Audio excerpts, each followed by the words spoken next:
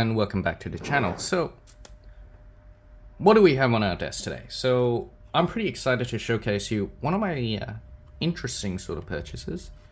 It's an F45. So obviously on this channel I seem to have a love of SD-45. I think they're the coolest locomotives, massive engine and all that. So what makes this special compared to, let's say, an SD-45? Because guess what? It's the same thing. You know, it's basically it's like going to Kellogg's and getting Frosties instead of your regular cornflake. This is, to me, my Frosties. So why, you know, what is it exactly? So all it is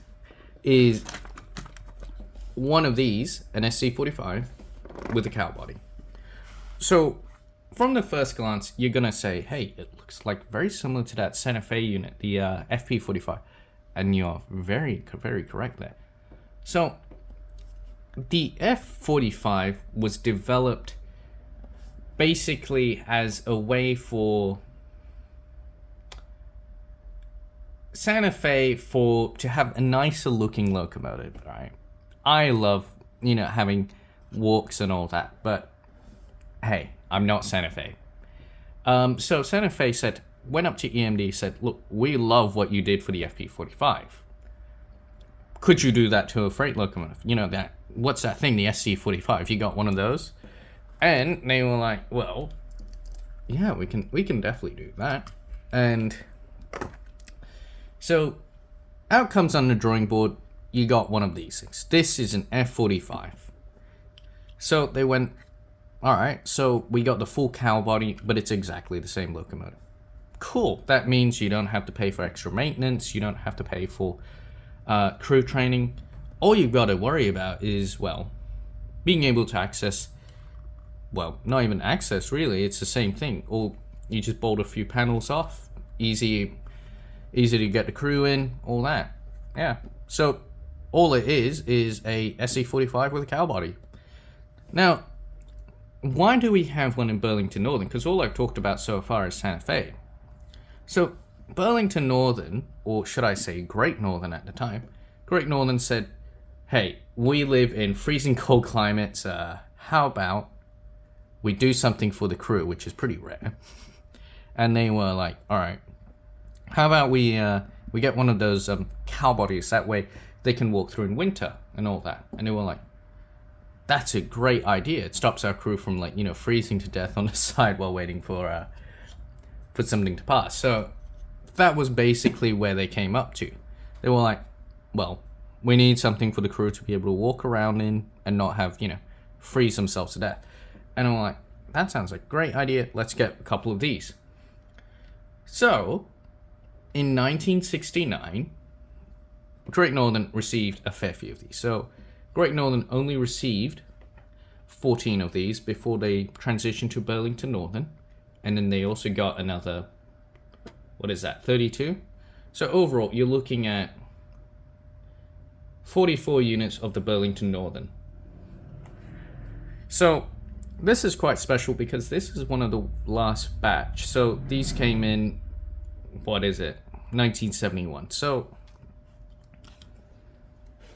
I think these are really cool. And these weren't rebuilt by BN or anything like that, unlike the Santa Fe unit. So yeah, so that makes them quite special. Now, why do you want to get one? That's always a good question. So I got this one because I wanted a Burlington Northern. Just because I like the green, and I think it breaks up the sort of monotony of having being a massive fan of Southern Pacific, Union Pacific, and all that. I think adding the green sort of, I don't know how to put this in a less funny way, but I sort of wanted the rainbow train effect, where you got multiple units and all that. I don't know. It's kind of why I like Conrail that much, you know. You get to chuck in whatever you like. And somewhat keep it historical, to be fair. Because I don't like sort of running, I am a bit of a stickler for, you know, being a bit more, you know, the modeling side of it. So that's why I've even got like books and all that to help me sort of build up the concepts. So what else can I tell you about why I should convince you to get one of these? So obviously it's just an SD-45 with a body kit. So in that way, all right, it's easy to get the lock sound files and all that. And let's say, you know, for one of my favorite locomotives, Trainmaster, you can just put in a sound file like the ones I've got on my Erie unit and just put it in. There you go. So that's not an issue there. And the nice thing about these is because the F45 was pretty much a reliable unit when it was built, that means that you actually do get to see, you know, YouTube videos, pictures of them running around. And that actually adds into the cool factor of it, because I'm sure a lot of you sort of, you know, look at YouTube videos, and I know it sounds silly, but those YouTube videos will sort of make you go, yeah, I really want exactly one of those. You know, I really want a C39-8, or I really want to model this coal train. And this is one of those things that you're going to see in a lot of pictures. And I did see one in a picture, and I was like, I got to get me one of those. All right. And yeah, I think it's really cool. So, you know, in 1971 to the late 80s, you're going to see these running around, right? You're going to see them being in the front of Union Pacific consists. You're going to see them running around basically everywhere. And that's actually what makes them really cool.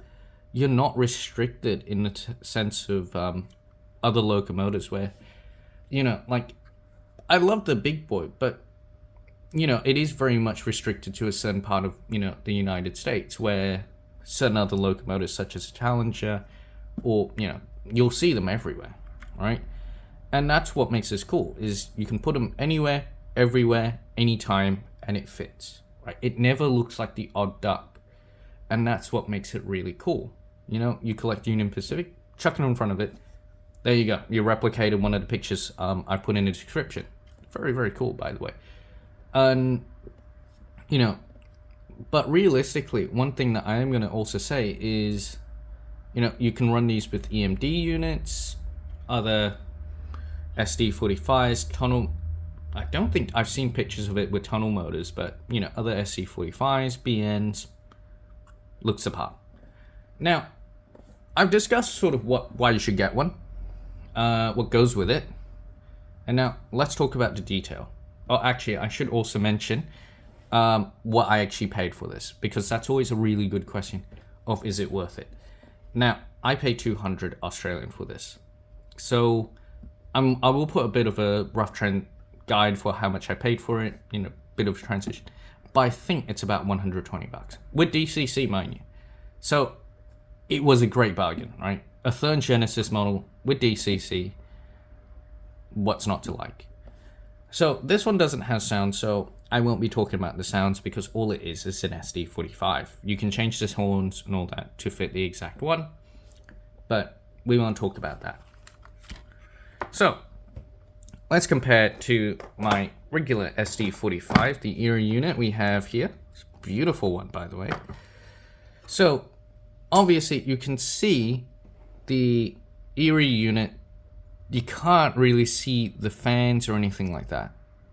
Bit of a disappointment, but what can you do?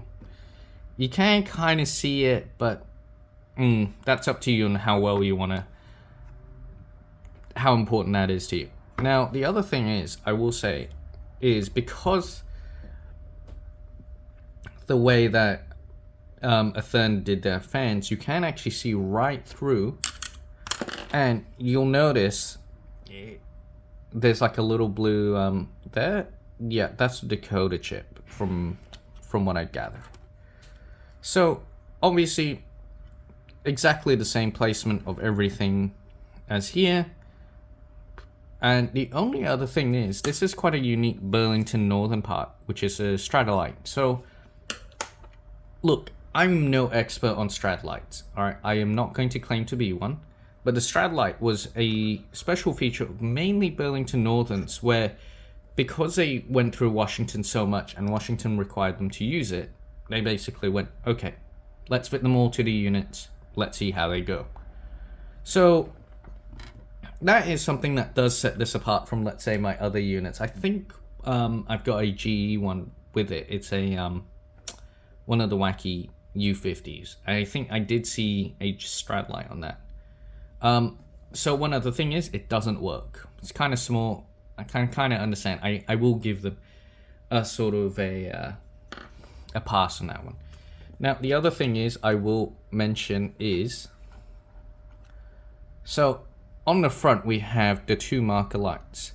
Now, these aren't these are just painted. So it's not a big deal because basically you don't really see a lot of units using marker lights anyway. So it would have been really cool, but not really been a necessary. So one other unique thing is obviously everything is quite crisp detail, hand iron, grab irons and all that, just amazing quality. So in terms of truck detail, now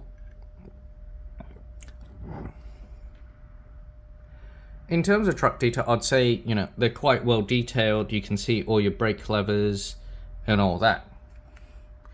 The other thing is, which I was a bit surprised by, because generally you don't get to really see, you know, the rears of these, but you don't actually see you know, any sort of like visibility or, you know, any number boards or anything like that. So that actually really surprised me. I mean, but then again, I mean, how can you miss a massive 6628 that's, you know, the size of a person on it? I mean, that's all credit to you if you miss it. But yeah, honestly, it's just a really well made model, to be honest. Like, we'll talk about even the thickness of the handrails and all that. They're on par with the Proto 2000, and I think the Proto 2000 is just about right when you compare it to your model HO scale people. I think that actually looks right on. Now, I'll put this on my layout. I'll give you a basic overview of like a little bit of details on how much it weighs and all that. But look, it's quite weighty. You're not really gonna have any issues with pulling any sort of freight wagons, maybe upper grade, you know, unless it's a really steep grade, but overall it's a pretty weighty unit. All right, let's transition to the layout and let's see how this runs.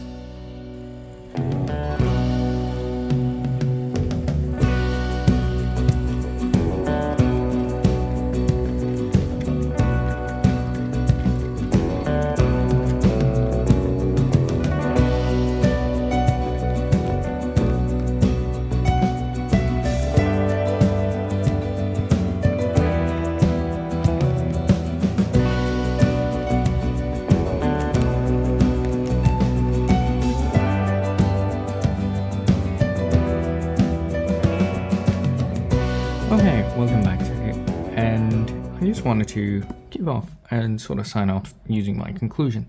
So, first off, quite impressed with the performance, seemed to pull well on the layout, didn't really have any issues with. Dead spot, which on my layout there is a few. That's something I do definitely need to work on.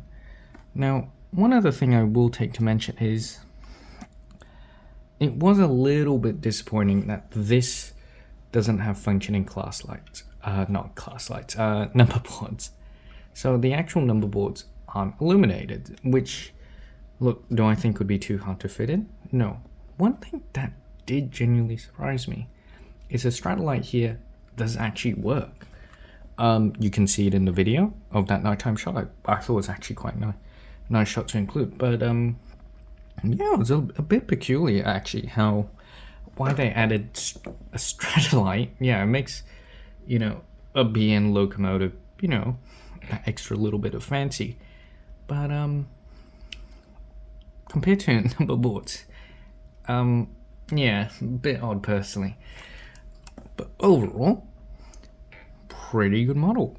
You know, things like the decals, the actual color, there's no real paint bleed. Everything's actually just well done, to be honest. I really can't complain with what I spent. Now, if this was, let's say, a full price retail model, it's a different question. Now, if I had paid, what was it? The same price which is I paid for my SD-45, which I did buy brand new. which was about $465. You know, if I paid about $330 for this, I'd still be quite impressed. If I paid any more than that, I'd feel a little bit miffed in terms of the options, in terms of the lights. They're just not there. But overall, I think it's a good model. All right, thank you and hopefully you can watch another one of my videos. But yeah, thank you.